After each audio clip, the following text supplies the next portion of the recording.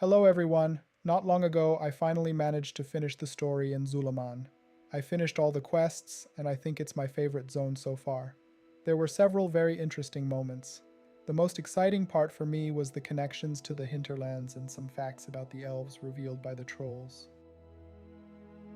There is a seeker at Camp Stonewash who is interested in learning more about the Witherbark trolls and their stories. He sends us on a quest to learn more about them. Out of all the stories the trolls tell us, there is one line that caught my attention. A vengeful elf stole an artifact of terrible power.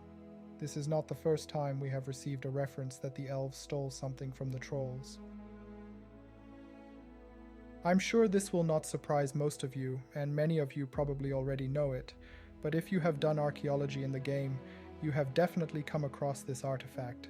It is from the time when the High Elves and the Amani Trolls were at war, where it is explicitly written that the elves stole ancient knowledge from troll spellcasters to craft their own version of the troll enchantments. I know that the High and the Blood Elves do not have particularly warm feelings toward the Amani Trolls, but I wonder whether they know about this fact. After all, patch 12.0.7 already surprised them with other facts they did not know about, but I won't delve into this topic since those are spoilers. I honestly didn't expect how much information this dialogue contains.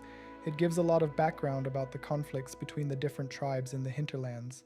During the wars against the humans and elves, several troll tribes split apart and moved south into the region. The Villa branch mostly remained in Jintha Alor, while the Witherbark and Revantusk fought constantly over land and temples, including the temple of the spider Loa Shadra.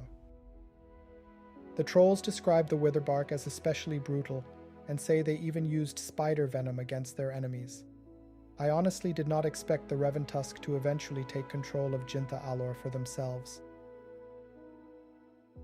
When the Horde destroyed many of their villages in the Hinterlands, the Witherbark scattered.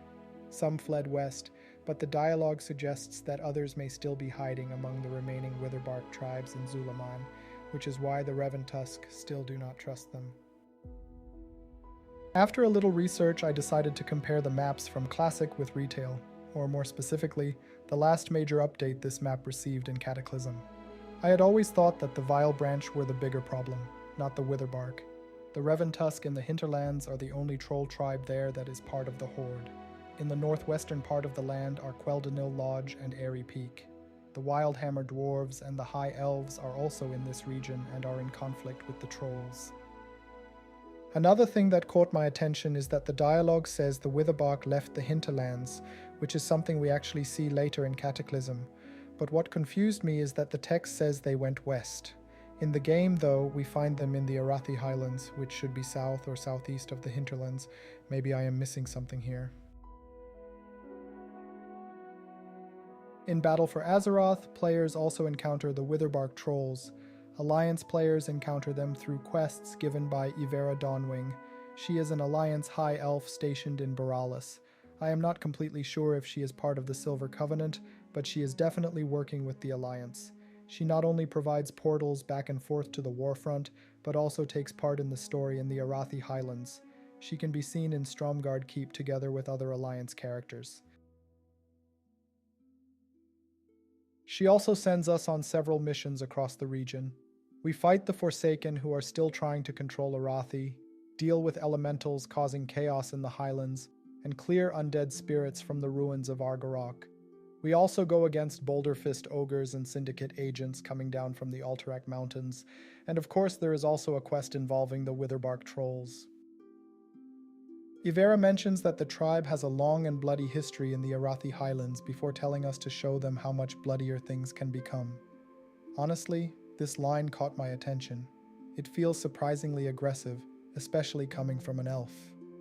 Another small detail I found interesting is the ending line about the Witherbark drums still echoing across the Highlands.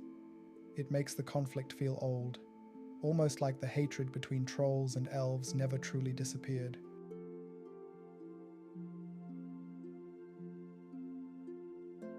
This reminded me a lot of Varisa Windrunner and the Silver Covenant. Many Alliance High Elves still seem unable to fully let go of the old wars against the Horde and the Trolls. Even after all this time, these conflicts still feel deeply rooted in their identity. One thing I really like is how Blizzard keeps bringing back the conflict between trolls and elves in small ways, sometimes through artifacts, sometimes through quests, and sometimes just through NPC dialogue. Even after all these years, the trolls still remember the loss of their lands, their temples, and even their magic. Back in Cataclysm, the Forsaken were interested in Shadra's venom. One of the quests even mentioned that the apothecaries could make good use of the spider god's poison. The Forsaken not only assisted the Revantusk against the trolls, but also managed to obtain the artifacts connected to Shadra and eventually summoned her, only for her to be killed afterward. Their plan was to drive the Alliance from the region, and they did not do this only in the name of the Horde, but also in the name of Sylvanas. Later, that same venom would be used directly against the Alliance. Quel'Danil eventually comes under attack as the Forsaken launch a full assault.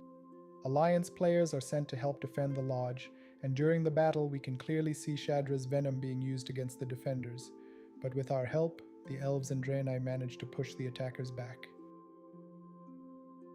The Alliance also ends up summoning and killing Shadra, but for completely different reasons. The Wildhammer dwarves feared that even after the fall of the enemy, the trolls could regroup and summon Shadra again. Because of this, they decide to gather the artifacts themselves, summon her on their own terms, and destroy before the trolls can use her again. In the end, both factions end up killing the Loa, but each side has very different motivations behind it.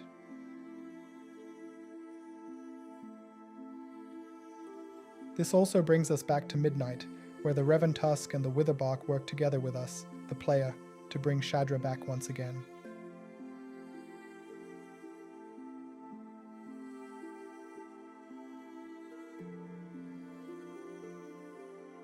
The Hinterlands has always felt like one of those forgotten Warcraft zones with a lot more lore hidden inside it than most people realize.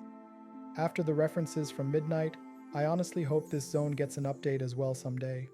I would really love to see how it would look with modern graphics.